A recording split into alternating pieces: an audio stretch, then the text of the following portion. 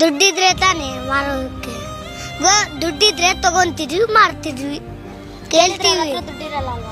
ಅಣ್ಣ ಅಣ್ಣ ನಾನು ಕೂಡ ಗೋ ಒಬ್ರ ಉಳಿಸಿದ್ರೆ ನಮ್ಗೆ ಇನ್ನೊಬ್ಬ ಉಳಿಸ್ತಾನೆ. ದೊಡ್ಡವನಾದ್ಮೇಲೆ ಅಪ್ಪ ಅಮ್ಮನ್ನ ಯಾವ ರೀತಿ ನೋಡ್ಕೋಬೇಕು ಅನ್ಕೊಂಡಿದ್ಯಾ? ಅವ್ರಿಗೆ ದೊಡ್ಡ ಮನೆ ಕಟ್ಟಿಸ್ತೀವಿ.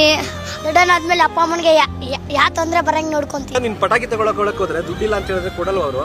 ಯಾರು ಅಲ್ಲಿ ಅಂಗಡಿಯಲ್ಲಿ ಕೊಡಲ್ಲ. ಯಾಕೋ ಬರ್ತೀಯ ಅಂತಾರೆ. ಅದೇ ನಮ್ಮ ಹತ್ರ ಹಬ್ಬಕ್ಕೆ ₹1 ಇಲ್ಲ. ಅದೇ ಅಪ್ಪ ಅಮ್ಮ ಏನ್ ಮಾಡ್ತಾರೆ?